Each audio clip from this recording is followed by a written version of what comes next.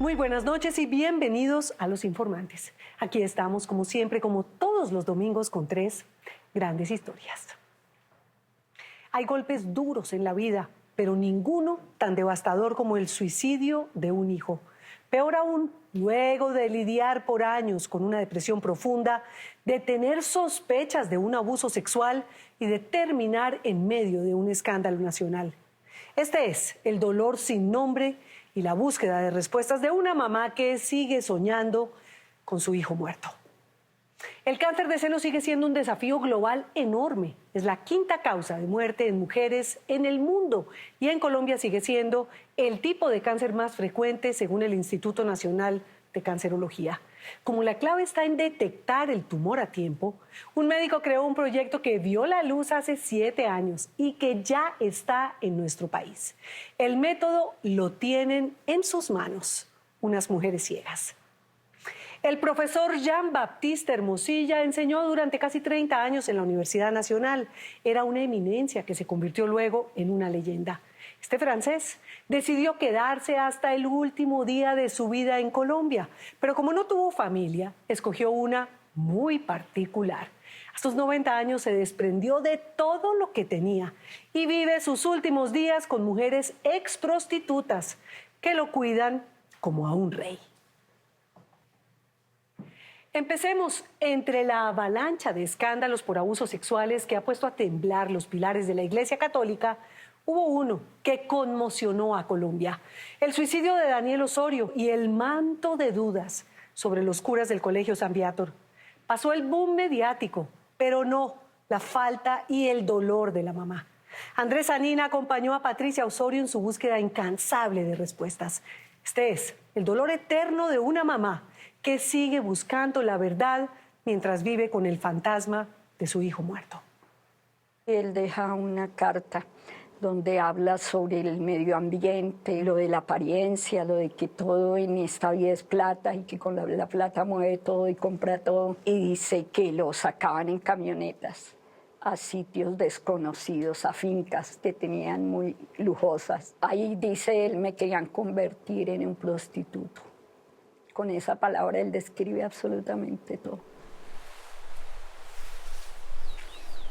Han pasado casi 3 años, desde ese 23 de mayo del 2017, cuando Daniel Osorio, de solo 21 años, saltó desde un edificio al norte de Bogotá, intentando liberarse de esos demonios que, según la carta de despedida que llevaba en su bolsillo, lo persiguieron desde que era un niño. Dice: querida familia, hoy llegó el día de decir adiós, gracias por todo lo que me brindó. Me voy porque estoy cansado de esta vida. Desde niño fui abusado en el colegio, solo le pido que no me busque a donde yo voy a estar. Ya Daniel está más allá del bien y del mal y no siente nada. Pero su mamá, Patricia Osorio, sigue atrapada en una vorágine de dolor y rabia, intentando entender por qué su hijo ya no está con ella. El despojo de yo es como un volcán en la mente. Dice: yo fui culpable, yo soy culpable, yo soy sucio. Esos fogonazos son permanentes, o sea, la mente no descansa, no descansa. Es cuando la persona ahí empieza a agobiarse, a sentir dolor y a sentir que le fallan las fuerzas, que ya no tiene fuerzas. Ni siquiera para sentarse en la cama, ni siquiera para bañarse, ni para cepillarse los dientes. Para nada. Para nada. Se nota que era el amor de tu vida. Sentada en la sala de su casa, Patricia repasa los mejores momentos que pasó con Daniel, esa fascinación y cariño que sentía desde niño por los animales. Apenas los veía se acercaba. Y esa cara dulce y angelical que, según ella, pudo arrojarlo a su desgracia. Tenía una cara preciosa, mono, los ojos verdes, brillantes, una mirada, la cara era preciosa. Y pensar que su cara fue la que dio el detonante para lo que le ocurrió más adelante en el colegio.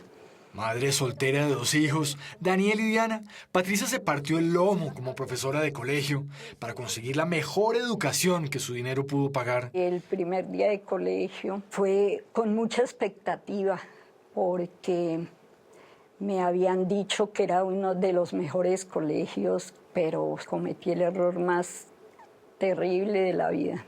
Pese a la ausencia de su papá, que muy poco apareció en su vida, Daniel fue un alumno ejemplar y un niño feliz. Pero según recuerda Patricia, llegado quinto de primaria, algo le borró la sonrisa y nunca volvió a ser el mismo. Recuerdo un día que el niño llegó del colegio y yo le pregunté que cómo le había ido. Entonces me dijo, uy, mami, imagínate, yo conocí la casa de los curas. ¿Y esta es la casa? ¿Esta? Sí, esta casa es donde lo llevaron. Dijo, no, es que me llevaron allá, eso es lleno de jardines, muy lindo. Y yo iba a mirar unos animalitos que habían ahí. Entonces yo me quedé pensando, lo raro que haya entrado, porque él me había dicho que ya nadie podía pasar. Por algún motivo extraño, Daniel no quería volver a clases, bajó su desempeño notoriamente, y con tal de verlo feliz, Patricia intentó encontrarle otro colegio, pero nada, en todos le cerraron las puertas. Ponían trabas y ponían trabas. Y bueno, él se cansó de verme bregar y de él ir a entrevistas. Y entonces me dijo, mami, eso no se desgaste más, sino yo termino ahí porque ¿qué hacemos? Daniel hizo su mejor esfuerzo hasta que ya no pudo más. Y Patricia fue a hablar con el rector del colegio de ese entonces. Cuando yo entré, pues me sorprendí porque yo pensé que iban a mandar llamar al niño. Resulta que el niño ya estaba dentro ahí con él. Y cuando yo entré, saludé. Entonces me dijo, ¿cómo está, señora? Aquí convenciendo al mono de que no se retire del colegio. Y le dijo, y pensar que alguna vez, que la única vez que recuerdo que le hayan llamado la atención aquí en el colegio fue porque tenía el cabello ya aquí sobre el oído y no se lo ha querido mandar a arreglar. Y él se coloca la mano acá y no se lo deja cortar, le dije yo. Entonces se quedó mirándolo fijamente y dijo, porque si ese es el problema, yo te lo arreglo, yo te lo corto. Entonces le hizo una mirada que nunca se me olvida, maliciosa. Perfectamente lo vi y lo sentí. Era una mirada que libidinosa, como... Sí, lo miró maliciosamente. Cuando le dijo, yo te lo corto, yo te lo arreglo. Entonces yo me quedé mirándolo fijamente, como diciéndole, ¿qué le pasa? Y le dijo, mentiras, mentiras, es por molestar. Yo dije, esto no es conmigo. Yo me paré como un resorte. En el San Viator niegan saber de cualquier tipo de abuso o de maltrato. Y lo cierto es que Patricia sacó a su hijo del colegio y Daniel terminó validando el bachillerato, pero en medio de una depresión profunda que nadie lograba entender ni remediar. Empezó con episodios como de agresividad, de ira. Digamos, yo iba a hablar con él al cuarto, me gritaba, no entre, tú tienes la culpa también, tú me diste la vida. Así. Pasó por 10 psiquiatras, entre los cuales ninguno ni siquiera sospechó de lo que podía haberle pasado. Daniel sufría de fobia social y confusión sexual. Estuvo medicado y tenía una relación tirante con su familia. Según Patricia, solo lograron entender lo que le pasaba después de su primer intento de suicidio, con una droga, y dejó esa primera carta de despedida, en la que denunciaba un supuesto abuso. Les pido perdón si en algún momento les causé dolor. Yo estaba sufriendo demasiado. Que él de niño en el colegio San Viator había sido abusado por un cura, que ya nadie podía hacer nada por él, ya era algo que nadie podía hacer nada, que él había ido a médicos y que ninguno había podido hacer nada por él. Cuando yo vi eso sentí que la vida se me acababa a mí y se la habían acabado a él. Yo sabía que ahí, mejor dicho, ahí era el fin. Ya recuperado de esa recaída, intentaron en vano hablar con él, de esa denuncia monstruosa que hacía en su carta, pero de la que no podía hablar. Y de pronto él sacó el tema y me dijo, mami, tú quisieras, siempre tratas de saber quién fue el victimario, el que me dañó la vida, pero yo no te lo puedo decir porque nos matan. Enfrentaron el miedo acudiendo a la fiscalía y denunciando los abusos de los que hablaba Daniel en su carta, sus intentos de suicidio y comportamientos extraños propios de su confusión sexual. Si me pasa algo, pues que me pase, pero yo allá voy a decir lo que es y lo que he visto. Pero fue como estrellarse de nuevo contra un mundo indiferente ante el dolor ajeno y siguieron con sus vidas. Patricia dividiéndose entre su trabajo y el cuidado de su hijo, que se unió a un grupo de animalistas para auxiliar perros y gatos maltratados, con los que seguramente se identificaba bastante. Sí, estas son las mascotas que él rescató de la calle. Y esta era la otra mascotica que se fue con él prácticamente. ¿Cómo se llamaba? Sophie. Sofi. Así estuvo Daniel, caminando sobre esa delgada línea entre la depresión y el activismo, hasta ese día trágico de mayo, cuando fue a visitar a su hermana y Patricia se despidió de él, sin saber que nunca más volvería a verlo. Y me acuerdo ahí en ese puente que nos despedimos y todo, y él se fue rápido y todo. Y yo llegué a la casa y llevé lo que había comprado y todo eso, y llamé a Diana y le dije, el niño ya debe estar por llegar, esté pendiente. Y él llegó a donde ella y se anunció y todo, pero ella duró esperándolo y no llegaba. Entonces ella iba a indagar qué era lo que pasaba y todo eso, y la llamaron. Y le dijeron que baje rápido, que su hermanito se cayó. Entonces él siguió derecho y se arrojó desde la terraza. Todo fue tan traumático para su hermana que no se atreve a hablar ni a dar la cara en público por el miedo y porque se desbarata en lágrimas cada vez que habla de su hermano. Diana está muy mal porque ella fue la que sufrió el impacto directo. Ella estuvo con él, dijo que se fuera tranquilo, que nosotras nos encargábamos de que hubiera justicia. El día del sepelio yo le juré a él que yo así, mejor dicho, mientras estuviera viva, yo iba a clamar porque hubiera justicia. Cuando conocimos su dolor tampoco estaba lista para compartirlo públicamente, pero se terminó armando de valor y con tal de cumplir esa promesa que le hizo Daniel, se lanzó a denunciar en los medios y otra vez en la fiscalía todo lo que Daniel dejó escrito en sus cartas de despedida, en Facebook y en un mensaje de texto que le envió a un amigo animalista. Aquí en este dice, aún me insulta. Yo en el colegio de pequeño fui abusado sexualmente, ahí sí lo aclara perfectamente. Las denuncias de Patricia, las cartas y sobre todo su dolor sacudieron al país. Y ante el escándalo, el rector del colegio, el padre Albeiro de Jesús Vanegas Bedoya, se retiró. Y su reemplazo, el psicólogo Carlos Trevilcock, nos reiteró al contactarlos que lamentan la muerte de Daniel, que han colaborado en la investigación y que no saben nada de camionetas blindadas ni de animales en el colegio. ¿Ustedes cómo explican esas palabras de Daniel, que señalan explícitamente diciendo que fui abusado de niño en el colegio San Beato por un cura? Lo único que tenemos es un relato, y desafortunadamente ese relato no nos provee información contundente en términos de una persona específica, un sitio específico, un momento específico. ¿Creen ustedes en ese relato? No está en mí valorar si ese relato es verdad o no. Para eso pues están los mecanismos y las instancias que se ocupan de ese aspecto. Voy a ser de abogado del diablo. Ajá. ¿Qué le dirías a las personas que creen que de pronto no hay pruebas suficientes para acusar a unos curas específicos? Que la prueba más respetable y suficiente, que más que la letra, de puño y letra haber escrito algo, el niño. O sea, porque si la fiscalía quiere que yo le lleve el semen o le lleve todo lo que, el arrojo del acto, me es imposible ahora.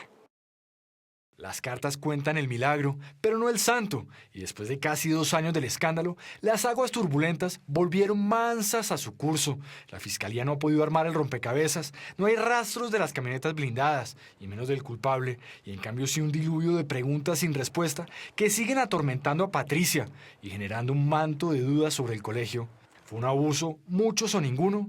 ¿Quién o quiénes fueron los victimarios? ¿Pudo haber sido todo fruto de la imaginación de una mente trastornada? ¿O si existió un abuso sexual repetido y continuado?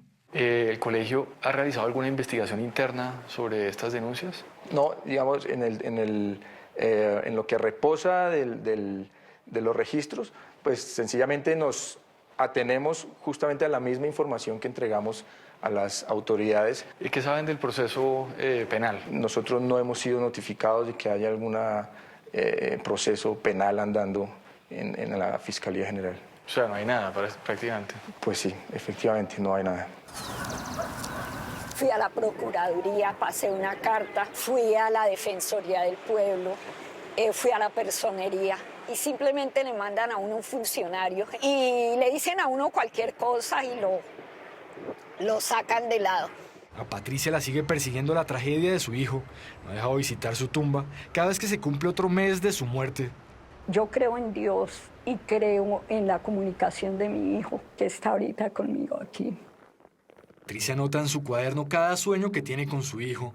Y ahora que repasa uno en ese cuarto de Daniel, que sigue intacto, hasta el viento que mece la puerta se le aparece como una señal de que no debe desfallecer en esa búsqueda incansable de respuestas. Rápido cogí mi libreta donde llevo todo el contenido de los sueños que he tenido con él, que han como 17 sueños.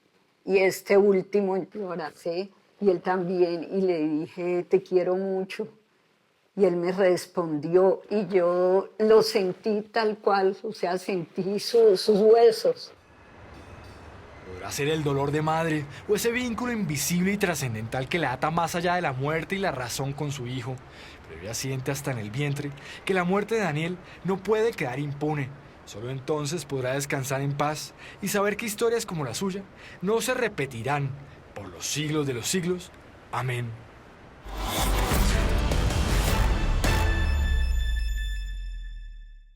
Ante la falta de respuestas, Patricia no puede conciliar el sueño y el colegio sigue cargando el INRI de las acusaciones sin nombre ni apellido.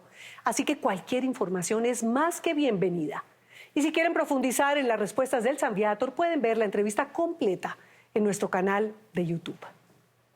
No se vayan después de comerciales. Un superpoder en las manos de unas ciegas para detectar el cáncer. Ya nos vemos.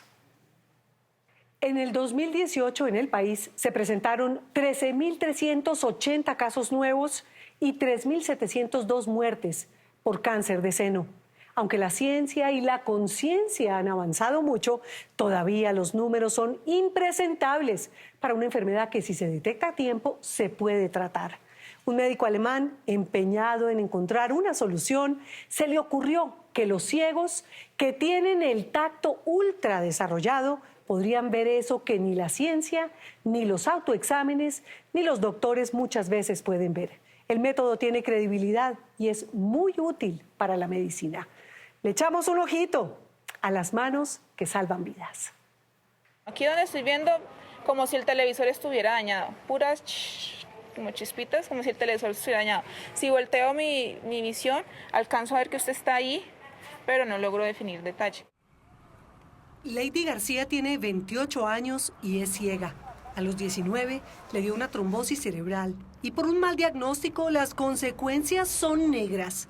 O eran negras, porque aun cuando no ve nada, tiene un superpoder. Ya no tiene 5 sentidos, tiene 4, pero el del tacto tan desarrollado y potente que vale por 2. Yo veo con mis manos. La mujer que se había quedado en sexto semestre de ingeniería topográfica, deportista y buena estudiante, pudo ver la vida de otra manera y enfocó toda su inteligencia para salir adelante. A mí me tocó desaprender. Y volver a empezar. Volver a aprender y reaprender.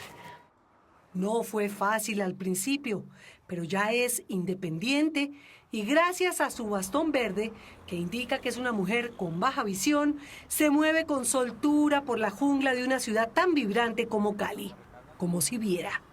Aceptar que tenía que usar un bastón, eso era una cosa increíble. Eso era una cosa que a mí el ego y la autoestima me lo dejaban en el piso. Yo lloraba, yo decía, ¿cómo me veo yo con un bastón por la calle? ¿Y ya hoy lo lleva? Lo llevo porque ya me hace falta. Con su bastón por delante, sale a trabajar, coge el mío todas las mañanas y con toda determinación vence los andenes desiguales y los obstáculos que se le atraviesan todos los días.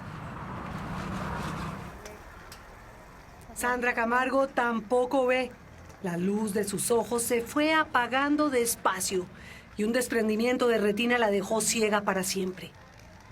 Yo dije, Dios mío, ¿aquí qué pasó? Dime qué pasa o para qué me pusiste esta prueba porque no sé por dónde empezar. Ella no ve nada, con sus ojos, claro. Nada, yo no. Sombras. No, dice la canción, sombras nada más. Sombras nada más. Percibo sombras, como cuando veo a través de una ventana empañada. Ajá. Algo así. Buenas. Y se reinventó. Antes quería ser artista plástica, escultora. Hacía manualidades y le gustaba pintar. Bien, bien, gracias a Dios. Mis manos siempre estuvieron allí. Y pues ahora pues más las adoro porque a través de ellas es que ayudo a otras personas. La vida tenía otros planes para ella. Ayuda con sus manos, que son sus ojos, y con ellas ve más que suficiente. Yo sí las admiro mucho porque la ciudad no está hecha. Para ningún tipo de discapacidad. A pesar de la oscuridad, no perdieron la visión. Pudieron ver su futuro, quizás lejos de los planes que algún día hicieron, pero lo visualizaron con claridad. A pesar de la ceguera, querían ser libres, trabajadoras e independientes. Y antes no conseguía trabajo, ahora mejor dicho, no sé qué va a pasar. No sé qué va a pasar. Son 2 de las 5 únicas mujeres colombianas que forman parte de un proyecto revolucionario para detectar tempranamente el cáncer de seno. La discapacidad nos hace creativos y la creatividad de cada una fue maravillosa. Me presento, yo soy Lady García, examinadora táctil de mama. Se llaman auxiliares examinadoras táctiles. Si se llega a encontrar cualquier anormalidad, también nos permite generar una coordenada y la coordenada se mete al sistema para que el médico pueda ver el hallazgo que nosotras hacemos. ¿Qué hacemos nosotras? Tocamos, palpamos, nódulo, masa, se manda donde el médico. Se me acuesta hacia acá boca arriba. Con una paciencia infinita, suavemente y sin afán, pasan sus días tocando y palpando. El cáncer de mama es una patología que va creciendo poco a poco y no causa dolor. Buscando en los senos de las mujeres cualquier indicio de cáncer. Son expertas táctiles, tienen las yemas de los dedos entrenadas para leer cada fibra y cada ganglio. Pueden detectar cualquier anomalía con sus manos, que salvan vidas. Tenemos entre 15 a 25 glándulas mamarias. Entonces, a la hora de palpar, por eso nos vamos a sentir un poco de bolitas. Y como la vida está llena de sorpresas, la oscuridad en la que vivían Sandra y Lady se llenó de luz cuando las llamaron para participar en un proyecto muy audaz que funciona con mucho éxito en Alemania, donde empezó, y que ya existe en México, en Austria, en Suiza y en la India. Entonces me llamaron, Lady, hay una oportunidad de trabajo, tienes que venir, haz unas pruebas. Eso es para realizar una técnica diseñada por Discovery Hands, donde ustedes van a examinar los senos de las mujeres, los van a palpar. Y usted dijo, ¿pero cómo así? Yo le dije, ¿eso es posible? Duramos una semana donde nos iban mostrando qué era lo que teníamos que hacer y cumpliendo ciertas pruebas.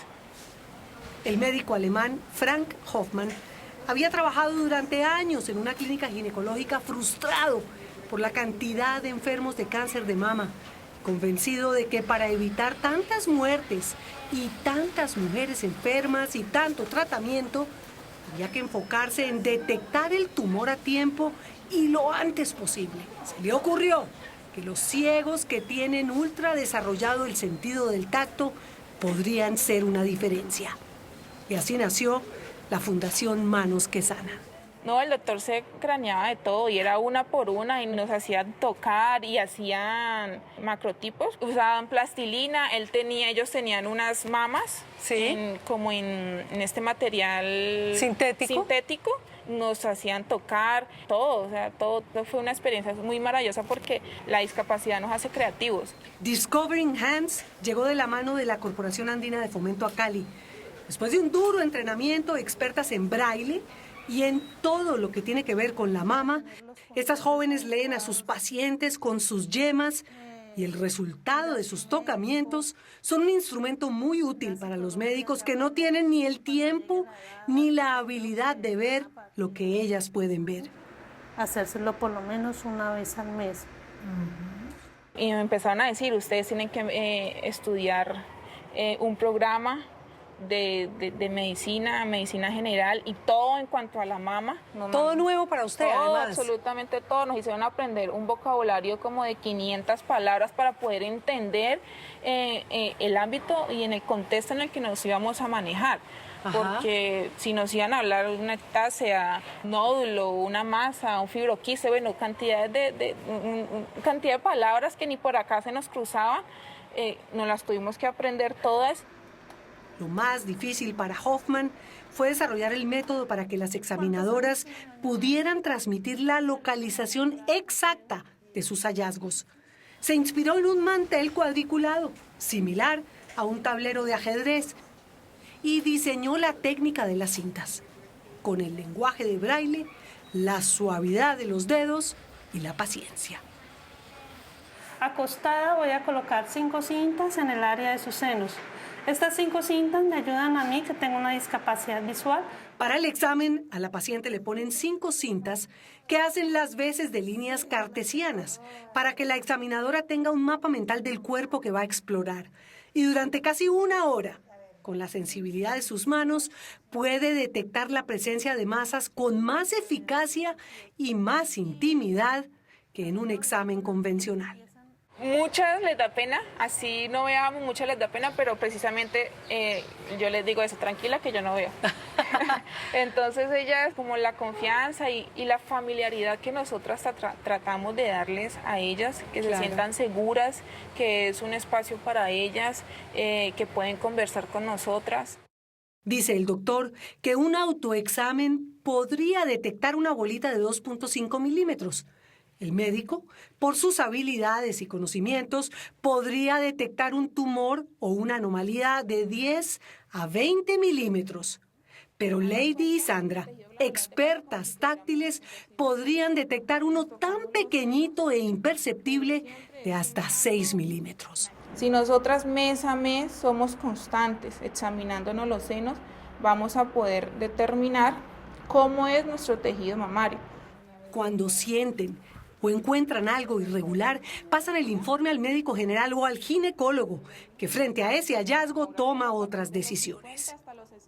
Hay momentos que uno como que va pasando la mano y aprecia algo y se queda uno como, venga, me devuelvo un momentico, que aquí como que detecté algo, y empieza uno como suavecito, suavecito, y se aprecian muchas cosas.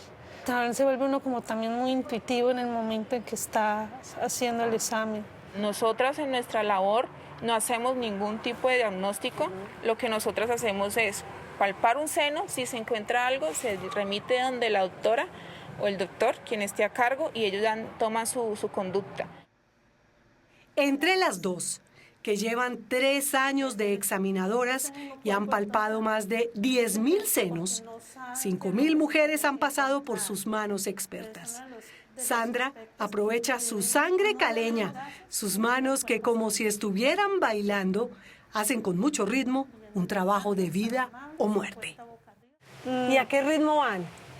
Pues al nuestro, Cali Pachanguero. Así más o menos nos lo enseñaron las capacitadoras. Y van bailando y mientras tanto usted va con las puntas de los dedos. Apreciando cada centímetro del tejido de cada seno. Aparentemente no tiene nada, pero se puede de no también asistir también a sus mamografías una vez cada 2 años. Ellas saben cuál es la importancia de su trabajo. Es que el cáncer de mama es una de las pocas enfermedades que se pueden diagnosticar precozmente, antes de que aparezcan los síntomas, y la posibilidad de cura de las que se detectan son prácticamente del 100%. Una diferencia entre la vida y la muerte, porque lo que mata es la metástasis, no el tumor. Cáncer es una enfermedad que si se detecta a tiempo, se hacen los tratamientos a tiempo, se cura. Pero ¿qué tenemos que hacer? Tenemos que tener conciencia de hacernos los exámenes a tiempo. Nosotros en nuestra sociedad tenemos el hábito de curar, más no de prevenir. Hay que aclarar algo, ningún examen reemplaza al otro, ¿no? Pero la mamografía hay que hacerla, la ecografía si necesita hay que hacerla y el examen clínico de mama que nosotros hacemos también hay que hacerlo. El cáncer de mama es el más común en las mujeres en el mundo. El año pasado se diagnosticaron más de 13.000 nuevos casos en Colombia, el equivalente al 24.8% de los cánceres en mujeres de todas las edades. Por eso el examen es definitivo. Es que no hay ceguera mayor que la ignorancia. Cáncer de mama no duele, o sea, eso es algo silencioso. De la única forma en cómo no lo podemos detectar es cómo se palpa algo que no duele, tocándose. Nosotras somos el primer filtro y por eso es que somos tan importantes en nuestra sociedad. Somos un primer filtro para educarlas, para decirles, vea, tóquense, empálpense, no les dé miedo. Entonces vamos a saber dónde tenemos el grumito, dónde tenemos las bolitas que nos sentimos, para que cuando aparezca algo nuevo, usted con toda la seguridad pueda decir, no, pero es que yo esto aquí no lo tenía. 2 mujeres que a 4 manos y con alegría, seriedad y mucha responsabilidad tienen al alcance de sus dedos la vida de los otros, ni más ni menos.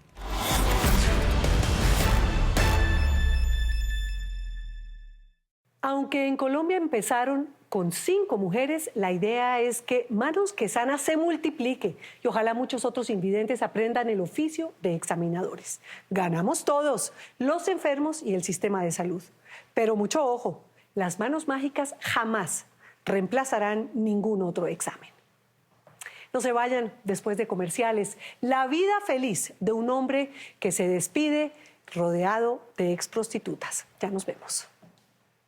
El profesor Jean-Baptiste Hermosilla es todo un personaje dentro y fuera de las aulas. Es un francés excéntrico y reservado que prefirió la vida en solitario, pero con los años y por la fragilidad de la vejez encontró compañía en el lugar menos pensado. Un grupo de mujeres que salieron de la prostitución son la familia que nunca tuvo. En pleno centro de Bogotá, no muy lejos de las calles en donde antes ellas ejercían la prostitución, Tatiana Benza conoció su última voluntad y a esta familia tan particular. Yo fui un profesor muy dedicado, y mis colegas, la mayoría me odiaban. No sabría decir exactamente porque mis alumnos me apreciaron casi todos. Digo casi todos porque hubo excepciones. Jean-Baptiste Hermosilla nunca renegó de ser un profesor estricto y exigente. Esos de amores o de odios, pero imposibles de olvidar.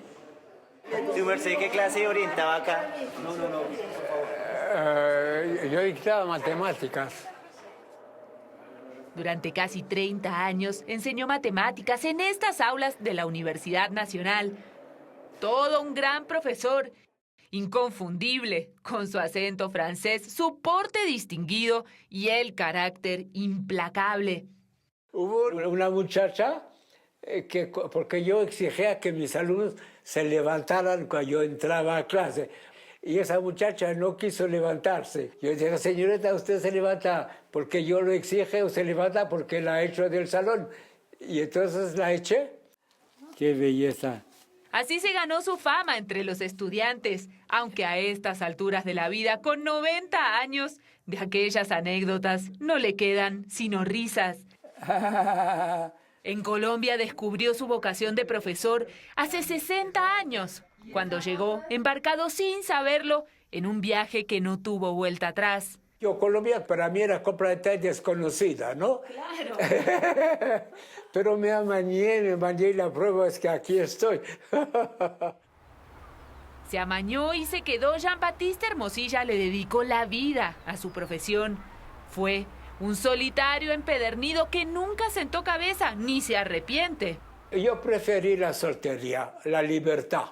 El hombre que no se casa puede ser por 2 razones opuestas. O porque no le gustan las mujeres o porque le gustan demasiado y con una sola no se contenta. Él no se decidió por ninguna, pero cuando le llegó la vejez, no hubo nadie para cuidarle los achaques. En esa soledad, este profesor con su pinta de viejito excéntrico encontró un inesperado hogar entre estas mujeres desamparadas igual que él, pero de un mundo completamente diferente, el de la calle y la prostitución. Ellas lograron dejar ese pasado atrás gracias a una fundación que las recibió en esta casa del centro de Bogotá. La fundación se ocupa de mujeres maltratadas por la vida, o sea, por los hombres. Pues claro, la protección hace parte del maltrato a la mujer. En este lugar le abrieron los brazos también a él. Ellas se convirtieron en sus cuidadoras y se ocupan de lo que solo un hijo sería capaz de hacer. Así formaron esta improbable familia, un ilustre profesor y un grupo de ex prostitutas, todos bajo el mismo techo. Yo creo que conocía el problema de la prostitución porque pues él vivió 60 años en el centro, en toda la 19, y me imagino que conoció mucho la realidad de las mujeres y de los niños y de los jóvenes que ejercen la prostitución en la zona, y le pareció loable, pues digamos, el trabajo que hacíamos. Nora Cruz descubrió de cerca el mundo de la prostitución hace más de 30 años. Solo en Bogotá, más de 7.000 mujeres ejercen ese ingrato oficio. Ella era profesora y hacía trabajo social en el centro donde más se las ve. Allí conoció a estas mujeres ya veteranas, sus cuerpos maltrechos, sus almas rotas. Y yo empecé a encontrarme con ellas en la calle y en los lugares donde trabajaba para conversar. Y yo les decía, algún día vamos a tener una casa, un lugar donde nos vamos a encontrar y donde van a ser recibidas con todo el amor. Se le metió en la cabeza tener un lugar para sacarlas de ese infierno. Con esa idea creó la Fundación Vida Nueva y más tarde consiguió esta casa, no muy lejos del Santa Fe, epicentro de la prostitución. Aquí ha recibido a más de 5.000. Todavía se acuerda de las primeras que llegaron hace años y que aún siguen viniendo. Marta Granados motivó mucho mi misión. Ella había recibido unos tiros en la cadera y se le dificultaba mucho caminar. Y ella fue la que me motivó a abrir la casa hogar. Y de hecho fue la primera que vivió acá con un grupo de mujeres. Nora se dedicó de lleno, siempre buscando apoyos, hasta que un día, hace unos 20 años, un conocido le habló sobre un profesor francés de la Universidad Nacional, ya pensionado y sin familia, que quería donar todo a una fundación. Fue como un regalo caído del cielo. Que usted siempre había sido un maestro para mí, porque me había enseñado que uno debe ser ligero de equipaje. Él quería dejar sus cosas en un testamento para la fundación, porque él no es casado, no tiene hijos, y él quería dejar como siempre todas sus cosas muy ordenadas. Al principio no podía creer que alguien fuera capaz de tanta generosidad, pero a los pocos días de conocerse, el profesor la llevó a una notaría, donde firmó un testamento dejándole su apartamento con todo lo que había adentro. Si yo no daba mi apartamento a la fundación, cuando yo moría el Estado se quedaba con el apartamento. Entonces eso sí me dolía. Al profesor, que siempre fue más bien frío y reservado, se le ablandó el corazón. Al final, estos dos personajes terminaron adoptándose mutuamente. Nora se hizo cargo cuando ya viejito e indefenso no pudo vivir solo. Entonces él mismo decidió que se iba para la fundación. Le dije, profe, no lo puedo llevar a una fundación. Esa fundación, usted sabe qué hacemos, cómo es el ritmo, cómo es la gente que llega. No, él cogió su maleta, una bolsa negra de basura, metió todo, se sentó en la puerta del hogar y me dijo, me voy. Terco como es, no hubo manera de convencerlo. Hace 4 años llegó para quedarse y sus compañeras de casa lo acogieron como al consentido de todas ellas. Todas me quieren mucho. Yo me siento aquí como un príncipe, ¿no?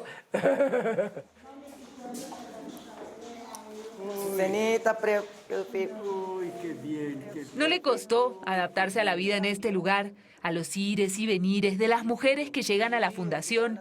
Aquí les dan apoyo psicológico, las ayudan a estudiar o a encontrar un trabajo. Si no tienen dónde quedarse, las alojan temporalmente hasta conseguirles casa propia. Escuchó al principio muchas historias dolorosas donde yo creo que eso le afianzó el hecho de que valía la pena estar acá, porque él también con su presencia nos ayuda, ¿no? Esas historias lo marcaron, las escuchó y vio con sus propios ojos los estragos de la prostitución. Un mundo tan lejano al suyo, pero que hoy forma parte de su realidad. Por eso, el profesor decidió ayudar a los hijos de estas mujeres para romper un círculo perverso. Su contribución es pagarles los estudios. Yolanda es la mamá del niño que el profesor le paga su universidad. Vive tranquilamente en este cuarto con sus libros y los pocos muebles que le quedaron, porque sin pensarlo en los últimos años regaló casi todo lo que tenía. Entre sus diplomas, sus fotos y los recuerdos de una vida fuera de lo común. Yo nací en África del Norte, en Argelia, cuando era colonia francesa, en el departamento de Orán. Eso en mi pasaporte aparece, ¿no? Jean-Baptiste Hermosilla nació en Argelia cuando todavía era una colonia francesa. Creció entre árabes y europeos en una familia de origen español. Después se fue a Francia para estudiar ingeniería. No era su vocación, pero gracias a eso, una empresa francesa le ofreció trabajo en Colombia, por allá en los años 50. Le mostré a mi papá y mi mamá. A mí me pareció magnífico que me abrieran esa oportunidad. Me gustó y me vine feliz. Era joven. Tenía 25 años. Muy joven. Era muy peladito. Se vino sin pensarlo, apenas un peladito en una travesía hacia un país desconocido. Al poco tiempo de llegar, le ofrecieron dar clases en la Universidad Nacional. Así descubrió que tenía alma de profesor. La vida en la Universidad Nacional fue muy complicada, ¿no? Porque a cada rato se ponían en huelga. Y yo me oponía a las huelgas siempre, ¿no? Una vez, para poder dictar clase, tuve que saltar por una ventana y dicté mis clases. Le tocaron tiempos revueltos, pero no hubo ni ideología, ni protesta, ni pedrea que le impidieran dar sus clases. Eso es un milagro de la vida, la edad que tiene. Ojalá todos pudiéramos llegar a esa edad. ¡Salud!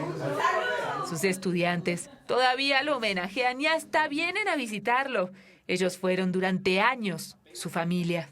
Tengo que decir que me entristece un poco verlos envejecidos, porque eran delgados y peludos y hoy día vienen barrigones y calvos. Y melenudos. El tiempo no le quitó ni el humor ni el carácter ácido e irreverente que sus cuidadoras le conocen bien. A él, que siempre fue celoso de su independencia, le tocó acostumbrarse a que lo ayuden para todo. Me bañan.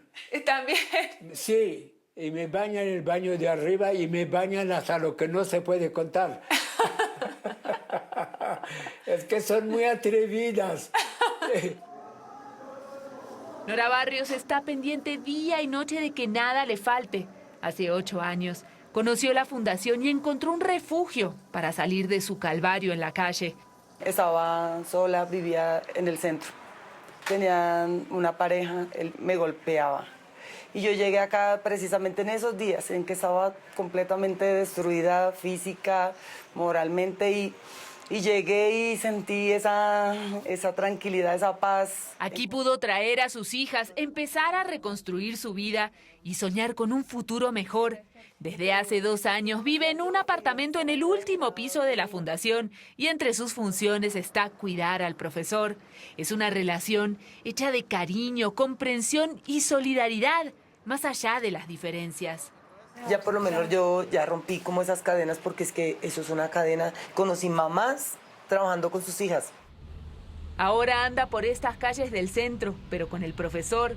Lo sacan a pasear, a peluquearse o a tomarse su malteada preferida en la panadería del barrio. Estos son ahora los pequeños placeres que más disfruta. Uno de los afanes del ser humano es querer más de todo. Querer más salud, más dinero, más de todo. A mí me parece que ya tengo suficiente. Con 90 años, no todo el mundo llega a los 90. Entonces, ¿ya para qué más? ¿Cómo se llama? ¿Rabú? Rabú. Y todavía se presta para alguna que otra locura, como disfrazarse para Halloween. Él siempre quiso ser rey. Sentado en su silla con aires de trono papal, el profesor Jean-Baptiste es todo un lord entre este séquito de mujeres que lo adoran. Yo fui muy desprendido de lo material siempre, ¿no? Y eso me ha hecho feliz. Es un dicho, ¿no? Se te mejor dar que recibir. Esa es su última lección y la más importante. Aquí, rodeado por estas mujeres que lo rescataron de un final solitario, el profesor Jean-Baptiste aprendió no solo a dar, sino también a recibir. Entre ellas encontró un remanso y una familia en la que no importan las diferencias.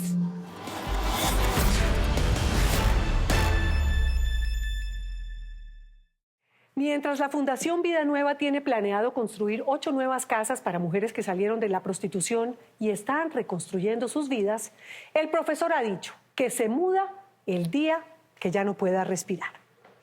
Si quiere revivir alguna de nuestras historias, vaya a nuestro portal losinformantes.co o a nuestra página de Facebook y listo. A continuación, esperen Séptimo Día, engaños en procedimientos estéticos que supuestamente no son invasivos o mínimamente invasivos. No se lo pierda. Y después Voz Populi para terminar la semana como toca, con una sonrisa.